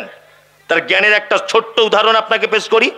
লোকমান হাকিম একদিন বকরি চড়িয়ে বাড়ি এসেছে। মালিক জিজ্ঞাসা করে বলছে, লোকমান বলো তো আজকে বাড়িতে কি রান্না হয়েছে? লোকমান তখন বলছেন, যাবো না, বাড়িতে আজকে রান্না হয়েছে বকরি। বলছে বকরির শরীরের সব থেকে উৎকৃষ্ট দুটি অঙ্গ আমাকে এনে দাও। তখন লোকমান হাকিম জিহিবা দিলেন আর হৃৎপিণ্ডটা প্লেটে করে দিলেন, তিনি খেলেন। কিছুদিন চলে গেল, আবার বলছেন লোকমান হাকিমকে, লোকমান আজকে বাড়িতে কি রান্না হলো? তখন লোকমান বলছেন, আজকে বাড়িতে আবার বকরি। বলছে বকরির দেহের সব থেকে নিকৃষ্ট দুটি অংশ তুমি আমাকে প্লেটে করে দাও, আমি খাবো। লোকমান হাকিম দ্বিতীয় দিন আবার নিকৃষ্ট অংশ হিসাবে আবার দিলেন জিহিবা আর হৃৎপিণ্ড। মালিক তখন খেপে গিয়ে বলছে, লোকমান আরে তোমাকে লোক জ্ঞানী বলে, তোমার মতো পাগল তো জীবনে দেখিনি। এ তুমি কেমন জ্ঞানী? আগের দিনে বললে যে বকরির দেহের দুটি অঙ্গ সব থেকে উৎকৃষ্ট, আজকে আবার ওই দুটো অঙ্গকেই বলছো নিকৃষ্ট, এ কেমন কথা? তখন লোকমান বলছেন, যাবো না, আপনার মনে হয় বুঝতে ভুল হচ্ছে। কোন মানুষের দেহে যদি এই দুটো জিনিস ভালো হয় তাহলে সেই লোকটা ভালো, আর কোন মানুষের দেহে যদি এই দুটো জিনিস খারাপ হয় তাহলে সেই লোকটা খারাপ। আপনাকে আমি একটা দৃষ্টান্ত পেশ করছি, সেটা হচ্ছে এই, সারা পৃথিবীতে যত সাম্প্রদায়িকতা, যত পারিবারিক অশান্তি, গ্রাম্য যত রাজনীতির অশান্তি, যা কিছু বলেন, বলুন তো কোন জায়গা থেকে শুরু হয়? হ্যাঁ, এই জায়গাটা। আমি একটা গাল দিয়ে একটা কথা বলছি, গালটা আপনি মাথায় নেবেন না, বোঝানোর জন্য গালটা দিতে হবে আমাকে। এখন রাস্তা দিয়ে যাচ্ছিলাম আমি, পিছন দিক দিয়ে আমাকে উনি বলছেন, দাদা একটু দাঁড়ান তো। আমি দাঁড়িয়ে গেলাম, বললাম না, আচ্ছা দাদা একটু দাঁড়ান তো, এটা ও কোথা থেকে বললো? ঠোঁট আর জিভ দিয়ে, তাই তো, জবান দিয়ে বললো। তাহলে আমি দাঁড়িয়ে গেলাম। আমি রাস্তা দিয়ে যাচ্ছি, ও পিছন দিক দিয়ে বলছে, শালার বেটা শালা একটু দাঁড়াতো। আচ্ছা বলুন তো, আমি কি ঘুরে ওকে নমস্কার করব না এক চর মারবো? কোনটা? এক চর মারবো। ওকে যখন এক চর মেরেছি, ও আমাকে এক ঘুষি মেরে দিয়েছেন, দুজনা কোস্তাকুস্তি চলছে খুব রাস্তাতে। ওর বেটা আসছিল কোথা থেকে কন্ট্রোলের মাল নিয়ে, দেখছে আমার বাপকে মমতাজুল মারছে, ও ওর বাপের হয়ে বা দুইজনা মিলে আমাকে মারছে, বুঝলেন? আমার তিনটে বেটা কোথায় ছিল? কাজে কর্মে ছিল, মোটর সাইকেলে বুলেট গাড়ি করে আসছিল, ওরা দুইজনা মিলে আমার বাপকে মারছে। ওরা নেমে এবারে মার শুরু করে দিল ওদের বাপ বেটা দুজনকে। আমরা হয়ে গেলাম চারজন, ওরা হয়ে গেল দুইজন, তাই তো? নিয়ে মারামারি চলতে চলতে মালদা হাসপাতালে দুজনাই ভর্তি। ও যে বেডে আছে 13 নম্বরে, আমি 14 নম্বরে। বলুন তো 13-14 নম্বর বেড পর্যন্ত দায়ী কে? এই যে দাদা দাঁড়ান, এই শালার বাটা একটু দাঁড়ান। দুটোর মধ্যে ডিফারেন্স আছে না নেই? আছে। যার এই জায়গাটা ভালো তার সব ভালো, যার এখানে খারাপ তার কি সব খারাপ। কি বললাম বুঝতে পারছেন তো? লোকমান হাকিম এত জ্ঞানী ছিলেন, এত জ্ঞানী ছিলেন। আল্লাহু আকবার। আল্লাহ সুবহানাহু ওয়া তাআলা তার জ্ঞানকে পবিত্র আল কোরআনে নোট করে দিয়েছেন, অথচ তিনি নবীও ছিলেন না, রাসূলও ছিলেন না। আল্লাহু আকবার। শুধু কোরআন মাজিদে তার জ্ঞানকে নোট করেছেন তা না, তার নামে একটা টোটাল সূরা অবতীর্ণ করে দিয়েছেন। আল্লাহু আকবার। চলুন, লোকমান হাকিম তার বেটাকে যে শিক্ষা দিয়েছিলেন, আমি এখন সেটা আপনাকে বাংলায় বলে দিচ্ছি। আপনি আপনার বেটাকে আজকে গিয়ে এটা শিক্ষা দিবেন ইনশাআল্লাহ। ওই কারা কারা দিবেন হাত তুলুন, তুলুন, কেউ বাকি থাকবেন না কিন্তু, তুলুন। স্কুলে পড়াতে হবে না এই শিক্ষা, এমনি আদেশ করলেই হবে ইনশাআল্লাহ। ইনশাআল্লাহ। এক, লোকমান হাকিম বলছেন, ওয়াইজ ক্বালা লুকমানু লিইবনিহি ওয়া হুয়া ইয়াইদুহু ইয়া বুনাইয়া লা তুশরিক বিল্লাহ ইন্নাশ শিরকা লাযুলমুন আযীম। লোকমান হাকিম তার বেটাকে ডেকে বলছে, বেটা পৃথিবীতে যা কিছু করবে করো, কখনোই যেন শিরিক করে দিও না। শিরিক হচ্ছে পৃথিবীর সব থেকে বড় জুলুম, সব থেকে বড় পাপ। শিরিক কাকে বলে এটা জানা লাগবে কি লাগবে না? লাগবে। এই শুনুন, পৃথিবীতে একটা মানুষ যত পাপ করুক, পিতা মাতার সঙ্গে অসৎ ব্যবহার বড় পাপ, সুদ বড় পাপ, ব্যভিচার বড় পাপ, মদ পান বড় পাপ, চগলখড়ি বড় পাপ, এতিমের সম্পদ আত্মসাৎ করা বড় পাপ, পরের মাল আত্মসাৎ করা বড় পাপ, ব্যভিচারে লিপ্ত হওয়া বড় পাপ। পৃথিবীতে যত পাপ রয়েছে, একটা মানুষ তার পাপের সব যদি শেষ করে দেয়, তবুও লোকটা যদি লা ইলাহা ইল্লাল্লাহ এইটা যদি কোনোদিন বিশ্বাস করে থাকে, মুখে যদি বলে থাকে, তাহলে সে জাহান্নামে যাবার পরেও কোনো না কোনো এক টাইম আবার জান্নাতে আসার তার সুযোগ আছে। কিন্তু পৃথিবীতে একটা হতভাগা পাপী রয়েছে, যে পাপী কোশ্চিনকালে কোনোদিন কোনো সময়ে জাহান্নাম থেকে পরিত্রাণ পাবে না। সে হচ্ছে ওই পাপী যে পাপী শিরিক করা অবস্থায় মারা গেছে। শিরিক বুঝেন? শিরিক বাংলাতে বুঝিয়ে দিই, একেবারে গোদা বাংলা যাকে বলে। আল্লাহর যে ক্ষমতা আছে, এই ক্ষমতা পৃথিবীর অন্য কারো আছে এটা মনে করা ঠিক। জোরে বলবেন, রুজির মালিক কে? আল্লাহ রুজির মালিক। এটা বিশ্বাস বা বলার পরেও তো দোকানদারকে দেখছি বড় একটা আয়াতুল কুরসি টাঙিয়ে রেখেছে পিছন দিকে, আছে না? আছে। মুহাম্মদ সাল্লাল্লাহু আলাইহি ওয়াসাল্লামের হাদিস শুনুন, হুজুর কত বড় বেঈমান, পীর সাহেব কত বড় বেঈমান, বিশ্বাসঘাতক। আপনাকে একটা ছোট্ট জিনিস বলে দিই, সেটা হচ্ছে এই, আল্লাহ নবী সাল্লাল্লাহু আলাইহি ওয়াসাল্লাম বলেছেন, তোমরা যদি বাড়িতে সিকিউরিটি গার্ড রাখতে না পারো, বাড়িতে টাকা পয়সা অভাবের কারণে যদি চাকর চাকরানি রাখতে যদি না পারো, তোমার সম্পদ পাহারা দেওয়ার লোক যদি তুমি না রাখতে পারো, তাহলে কি তোমার মাল চুরি হয়ে যাবে? আল্লাহ রাসূল সাল্লাল্লাহু আলাইহি ওয়াসাল্লাম বলছেন, রাত্রে যখন তুমি শোবে তখন এইটা পড়বে, আল্লাহু লা ইলাহা ইল্লা হুয়াল হাইয়ুল কাইয়ুম লা তাখুযুহু সিনাতুন ওয়ালা নাওম লাহু মা ফিস সামাওয়াতি ওয়া মা ফিল আরদ মান যাল্লাযী ইয়াশফাউ ইনদাহু ইল্লা বিইজনি। এটা কি? আয়াতুল কুরসি। আল্লাহ রাসূল বলছেন তুমি আয়াতুল কুরসি পড়ো, প্রয়োজনে হাতে ফুঁক দাও, সারা শরীরে বুলিয়ে নাও, সারা রাত তোমার মালের পাহারাদারিত্ব করবেন কে? আল্লাহ, তাই না? এইবার হুজুর আপনাকে কেমন করে ধোকা দিচ্ছে দেখুন। আপনার ভ্যান চুরি হয়ে গেছে রাতের বেলা, আপনি পীর সাহেবের কাছে গিয়ে বলছেন, পীর সাহেব আমার দামি একটা ভ্যান ছিল, গরিব মানুষ, ভ্যানটা চুরি হয়ে গেল। পীর সাহেব তখন বলছে 1250 টাকা লাগবে, লকডাউনের পরে তো তাবিজের দাম বেড়েছে, আগে কম ছিল এখন একটু বেড়েছে, তা 1250 টাকা লাগবে।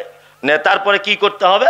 তা পীর সাহেব দেখছি আয়াতুল কুরসিটা বেশ জুত করে সাজিয়ে সাজিয়ে লিখে বলছে ল্যামিনেশন করে মেন গেটের সামনে রেখে দিবে।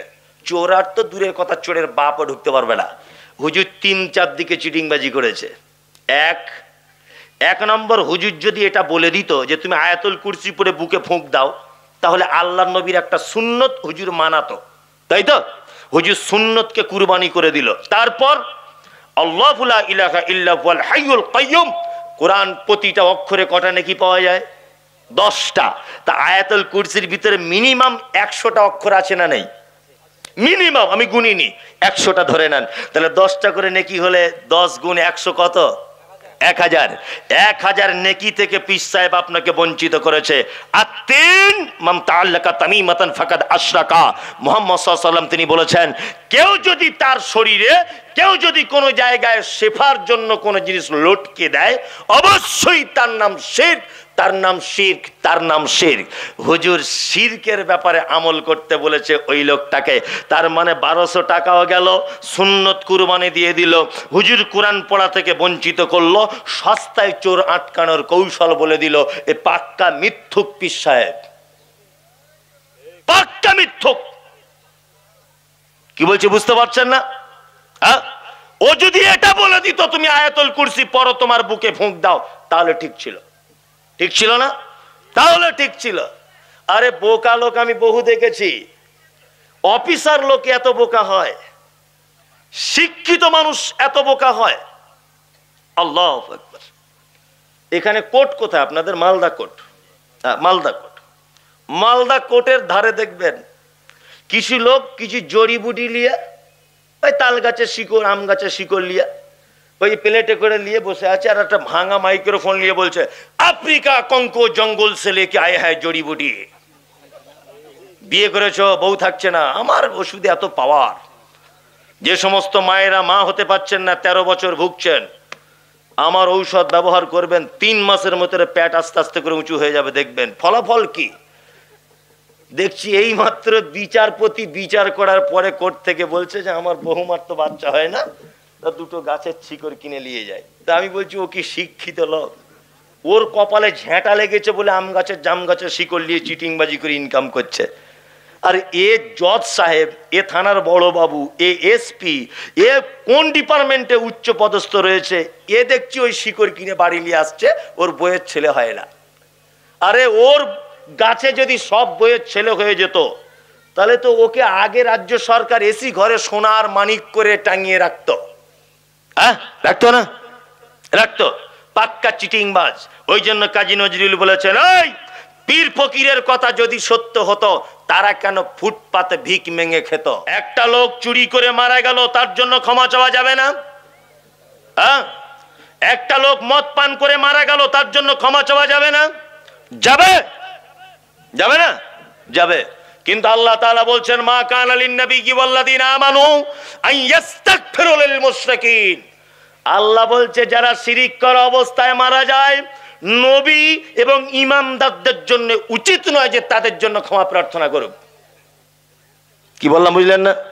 ভাই আপনারা বসুন, আমি আর 5 মিনিট বলেছি তো, পরিবেশ নষ্ট করবেন না। এত সুন্দর ভালো ছিল।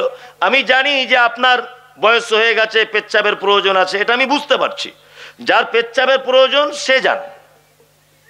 কি বললাম বুঝলেন না? এমনি লোকগুলো আপনারা বসে থাকুন, যাবার কোনো প্রয়োজন নেই।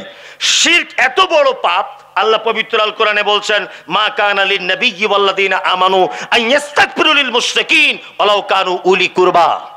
শিরিক করা অবস্থায় যারা মারা গেছে, চাদর চড়াতে চড়াতে যারা সারা জীবন তারা মারা গেল, সেজদা করতে করতে যারা মারা গেল, মাজারে মানত করতে করতে যারা মারা গেল, গাছতলাতে চাইতে চাইতে যারা মারা গেল, পীরের দরবারে গিয়ে সেজদা দিয়ে যারা মারা গেল, আল্লাহ তাআলা বলছেন নবী এবং ইমামদারদের এটা উচিত নয়, তারা যেন তাদের জন্য ক্ষমা প্রার্থনা না করে।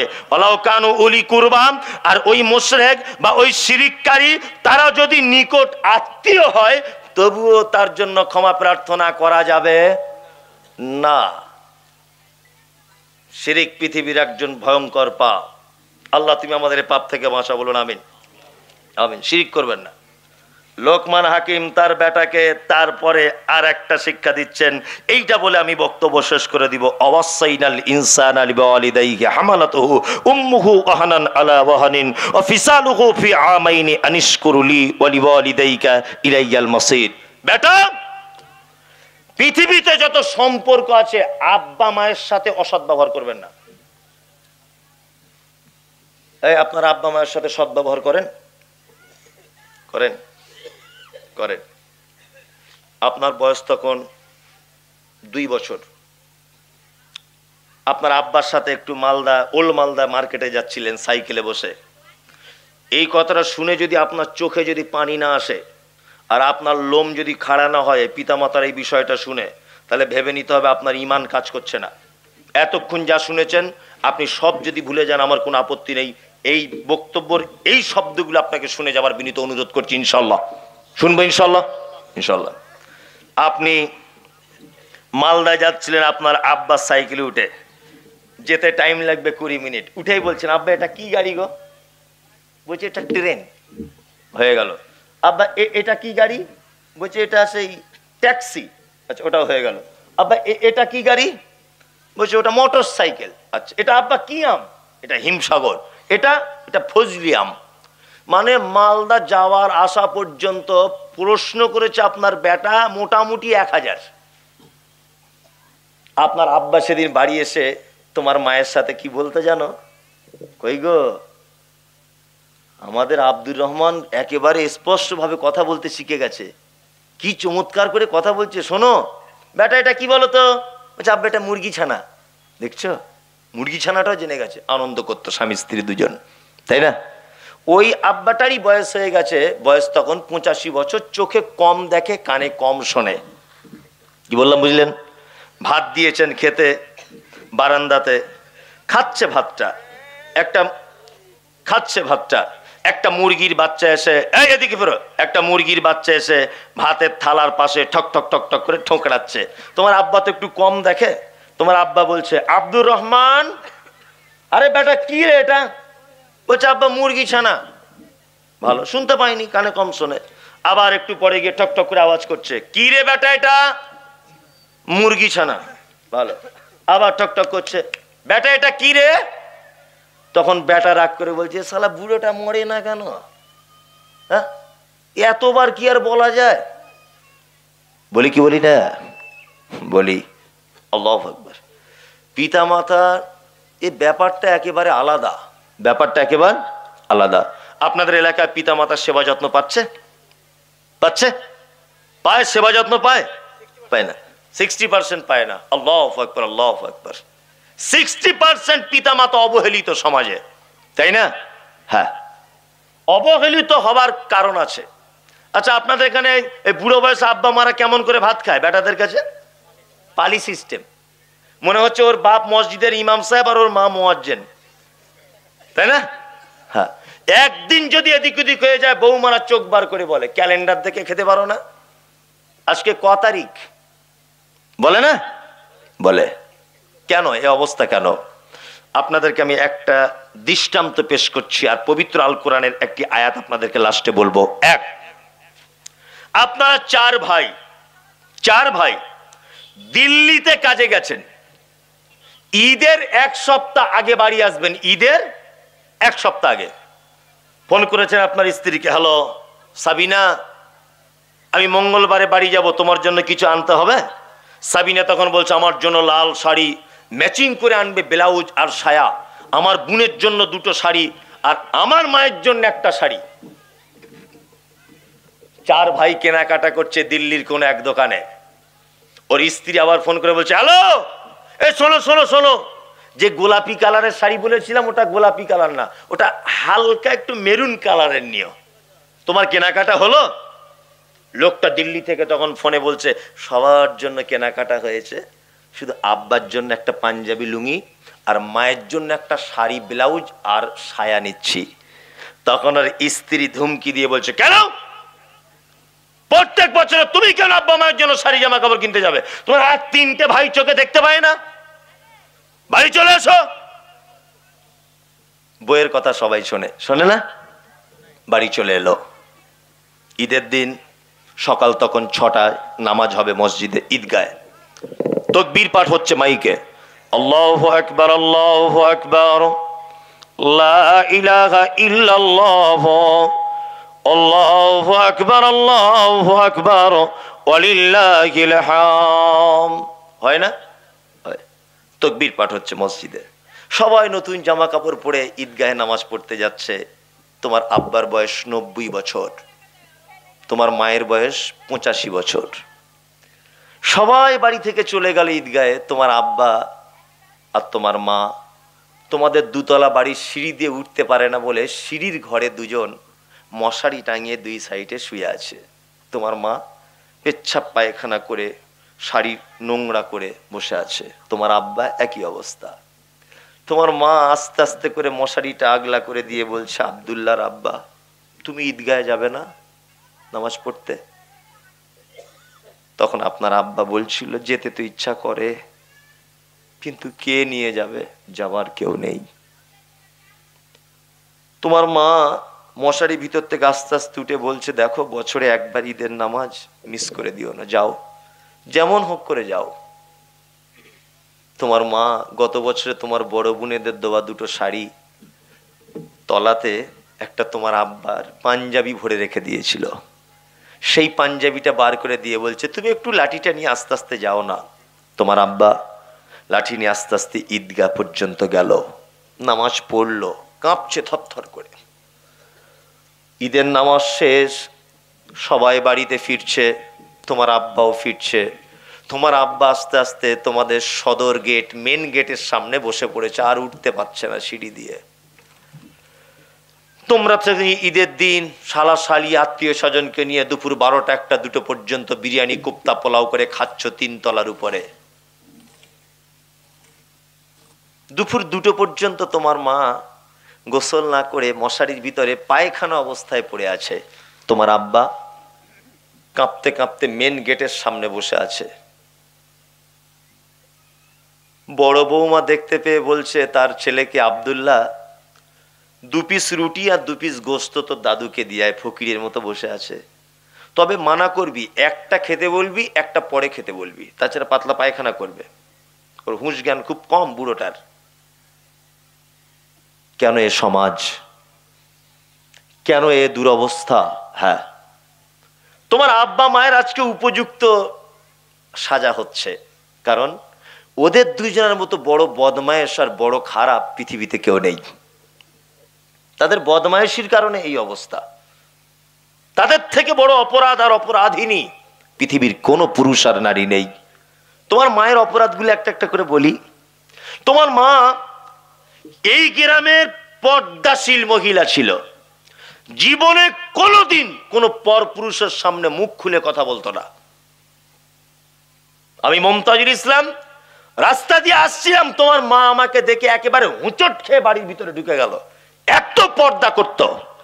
তোমার মায়ের পর্দার ব্যাপারে গ্রামে নাম ছিল যে শাহাদাত চাচার বইয়ের মতো পর্দাশীল গ্রামে কেউ নাই।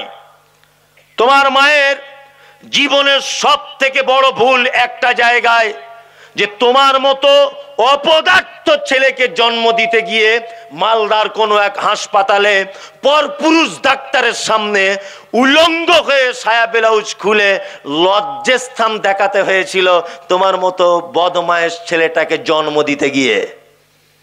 তোমার মায়ের জীবনের 1 নম্বরে বড় অপরাধ যে তোমার মতো অপদার্থ বেটাকে জন্ম দিতে গিয়ে হাসপাতালের বেডে তোমার মা উলঙ্গ হয়েছিল পরপুরুষ ডাক্তারের কাছে।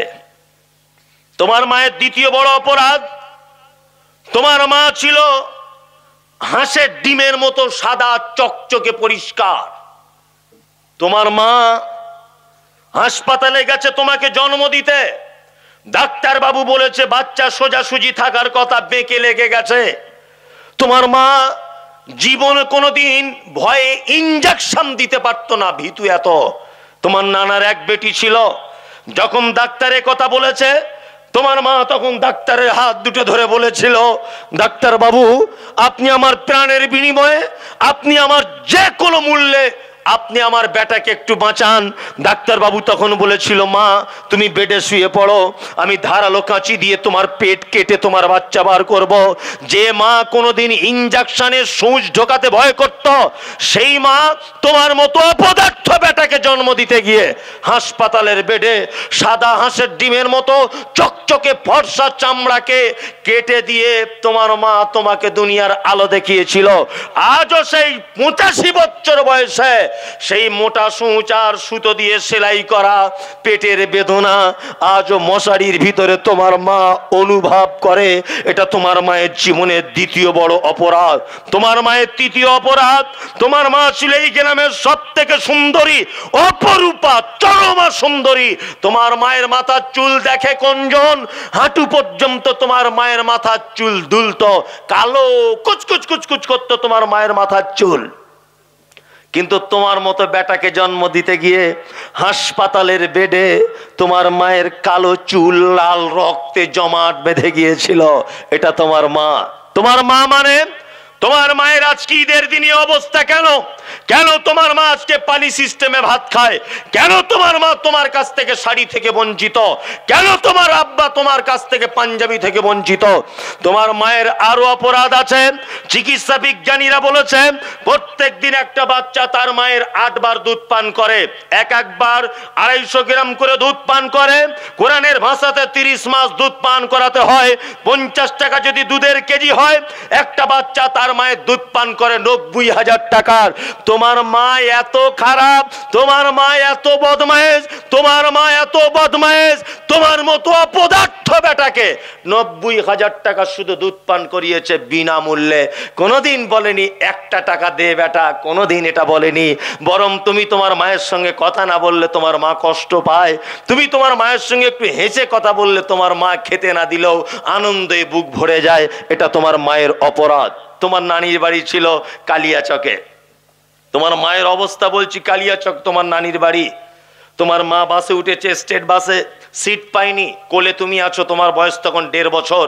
তুমি তখন তোতলা তোতলা করে কথা বলতে শিখেছ। উঠেই বাসে উঠে তোমার মাকে বলছো, মা একটু দুধ দে না মা। বারবার মুখে চড় মারছে, মা একটু দুধ দে না।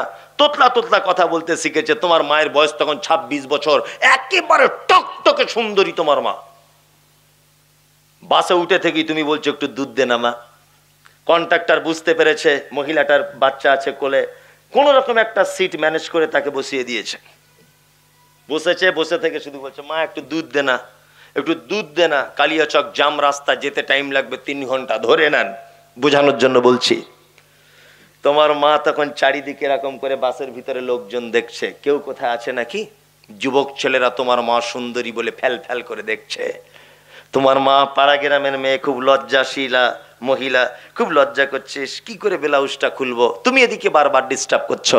তোমার মা লজ্জার মাথায় ঝাঁটা মেরে বুকের ব্লাউজ খুলে দিয়ে বলছে, বাপ দুধ পান করো। দুধের বোঁটা তোমার মুখে দিয়েছে একটা, আর একটা হাত দিয়ে জননী একবার পেটের কাপড় টানছে, একবার পিঠের কাপড় ঠিক করছে, একবার মাথার কাপড় দিচ্ছে, একবার দেখছে আমার দিকে কেউ তাকিয়েছে কিনা। পাড়া গ্রামের মহিলা তো লজ্জা করছে, বুকের স্থান খুলে দিয়েছে বাসের ভিতরে। তোমার মা যদি শুধু একবার সেদিন বলে দিত, আমি খুব লজ্জাবতী নারী, তোকে দেখে আমি দুধ দিতে পারবো না, লজ্জা লাগছে, এই মমতাজুল ইসলাম বলবো 3 ঘন্টায় তুমি কচি কণ্ঠনালী আটকে মারা যেতে। তোমার আব্বা মানে কে জানো? তোমার আব্বা মানে ওই বদমাশ লোকটা। তুমি ক্লাস 5-এ পড়ো, সবাই সাইকেলে স্কুলে যায়, তোমারও মাথায় ভূত চেপেছে সাইকেল কিনতে হবে। তোমার মাকে ডেকে বলছো, মা একটা সাইকেল কিনে দিতে বল না আব্বাকে। তোমার মা ফোন করেছে, তোমার আব্বা ঝাড়খণ্ডে রাজমিস্ত্রি কাজ করে। হ্যালো, আমাদের আব্দুল করিম একটা সাইকেল চাইছিল, একটু ম্যানেজ করা যাবে না? তোমার আব্বা 10টার সময়তে যে টাকাটা টিফিন খরচা বাবদ পেত, ওই টাকাটা সেই দিন থেকে টিফিন খাওয়া বাদ দিয়ে জমিয়ে জমিয়ে তোমার মায়ের অ্যাকাউন্টে পাঠিয়ে দিয়ে বলেছিল আব্দুল করিমকে একটা সাইকেল কিনে দিও। তোমার আব্বাকে জানো, তোমাকে বড় অফিসার করবে বলে তোমার আব্বা টোটো চালাতো। ওই টোটোটা নিয়ে ওই মেন রোডের সাইডে যেখানে বাস দাঁড়ায়, রাত 2টোর সময় পৌষ মাসের হাড় কাঁপানো শীতে থর করে টোটোর ভিতরে বসে কাঁপছে।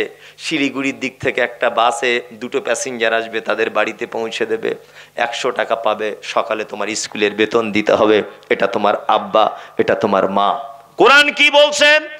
কোরআন বলছে ইয়াসালুনাকা মাযা ইউনফিকুন কুল মা আনফাকতুম মিন খাইরিন ফালিল ওয়ালিদাইন ওয়াল আকরাবিন ওয়াল ইয়াতামা ওয়াল মাসাকিন ওয়া ইবনিস সাবিল ওয়া মা তাফআলু মিন খাইরিন ফাইন্নাল্লাহা বিহি আলিম। মুহাম্মদ সাল্লাল্লাহু আলাইহি ওয়াসাল্লামকে জিজ্ঞাসা করা হচ্ছে, নবী আপনি বলুন, সারা পৃথিবীতে যত খরচা করার জায়গা আছে, উত্তম খরচা করার জায়গা কোনটা? আল্লাহ নবীকে বলছেন কুল, নবী আপনি জানিয়ে দেন প্রশ্নকারীদের, মান ফাকতুম মিন খাইরিন ফালিল ওয়ালিদাইন, সন্তান তার আব্বা মায়ের জন্য যে টাকা খরচা করে, পৃথিবীতে এর থেকে উত্তম খরচা করার জায়গা আর কোনো জায়গায় হতে পারে না। মসজিদে দান করেছেন 1 লাখ টাকা, নেকি হবে 1 লাখ। শীতের দিনে চাকরি থেকে ডিউটি শেষ করে বাড়ি আসার সময় একটা ভালো চাদর দেখেছেন, চাদরটা আপনার মাকে কিনে এনে দিয়ে বলো, মা এটা তুমি পরে ভোরবেলাতে নামাজ পড়বে, এটা আমার পক্ষ থেকে তোমার জন্য। তোমার মাকে যদি 300 টাকার একটা চাদর কিনে দাও, কোটি কোটি নেকি, নেকির পাহাড় জমে যাবে। কোথায় জান্নাত খুঁজছেন? মা পালা সিস্টেম ইমাম সাহেবের মতো ভাত খায়, আর ও 1 লাখ টাকা খরচা করে বছরে 3 বার ওমরা হজ করে। মানে ওর মাথায় ভূত ঢুকেছে, মনে হয় মক্কা মদিনাতে জান্নাত পড়ে আছে। সেবা করুন, মায়ের সেবা করুন, জান্নাত চলে যাবেন। হুমা জান্নাতুকা ওয়া নারুকা, তোমার মায়ের পায়ের তলাতেই তোমার জান্নাত, ওইখানেই তোমার জাহান্নাম। তাদের সেবার মাধ্যমে কোথায় যাও? জান্নাত চলে যাও। লোকমান হাকিম তার বেটাকে 2টো শিক্ষা দিয়েছেন, জীবনে যদি বড় হতে চাও, স্রষ্টার কাছেও এবং পৃথিবীতেও শিরিক নামক পাপ থেকে বেঁচে থাকো। 2, যদি জীবনে কিছু করতে চাও, আব্বা মায়ের দোয়া নাও।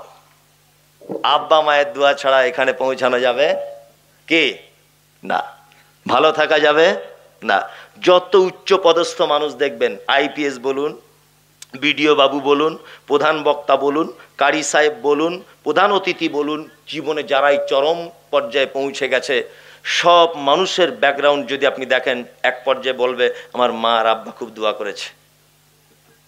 কি বললাম বুঝলেন? ওই জন্য সন্তানদের জন্য দোয়া করতে হয়। কি বললাম বুঝলেন? সন্তানদের জন্য দোয়া করতে হয়। কাবার একটা ইমাম আছে, দেখেছেন? কালো কুচকুচে কাবার, কি নাম জানেন? কালো কুচকুচে। তা উনি একজন কোন একটা জায়গায় ভাষণ দিচ্ছেন। ভাষণ দিতে দিতে ওনাকে একজন প্রশ্ন করেছেন যে আপনি এত কালো মানুষ, কুচকুচে দেখতে আপনাকে, আপনি কি করে কাবার ইমাম হলেন? তখন উনি উত্তর দিচ্ছেন, আমি আমার মায়ের বদদুয়াতে কাবার ইমাম হয়েছি। যদি বলছেন বদদুয়া কেমন, বলছে আমি ছোটতে এত বদমাইশ ছিলাম, এত বদমাইশ, বাড়িতে আত্মীয় এসেছে, আমার মা প্লেটে করে খাবার দিয়েছে, আমি ধুলো নিয়ে প্লেটে দিয়ে দিয়েছি। তা আমার বদমাইশি সহ্য করতে না পেরে আমার মা আমার জন্য দোয়া করেছে, আল্লাহ আমার বেটাকে এত ভালো করে দাও, এত ভালো করে দাও, একেবারে কাবার ইমাম বানিয়ে দাও। আমার মায়ের দোয়া একেবারে আসমান ফেরে আল্লাহ কবুল করেছে। সেই আমার মায়ের বদমাইশি করেছিলাম বলে আমার মা আমার জন্য দোয়া করেছে, সেই দোয়া কবুল করে আজকে আমি কাবার ইমাম। আল্লাহু আকবার। মায়েরা যারা আছেন, সন্তান বদমাইশি করলে মারবেন, শাসন করার অধিকার আপনার আছে, কিন্তু কখনো ভুল করে বদদোয়া করে দেবেন না। অনেক মায়েরা ভুল করে বলে তোর মরণ হয় না, এত লোক দেখতে পায়, তোকে কেউ দেখতে পায় না, এসব উল্টো পাল্টা গালাগালি করে না। সন্তানদের কোনোদিন উল্টো পাল্টা গালাগালি করবেন না। আপনার দোয়া কবুল হয়ে গেলে ও অরিজিনালি মারা যেতে পারে, কারণ আপনার দুয়ার মাঝখানে তো কোনো পর্দা থাকে না। কি বললাম বুঝলেন? সকলের কাছে বিনীত অনুরোধ, আল্লাহ আপনাদের সকলকে এবং আমাকে বোঝার দিন এবং দিনের আলোচনা করার তৌফিক দান করুক, আমিন। কেউ উঠে যাবেন না, মসজিদের জলসা এটা। বলুন। রফিকুল ইসলাম 1000 টাকা। বাবলু কন্ট্রাক্টর 5000, সারাফত আলী 5000, ইয়াদুল পঞ্চায়েত 2000 টাকা। যারা চলে যাবেন দেখুন।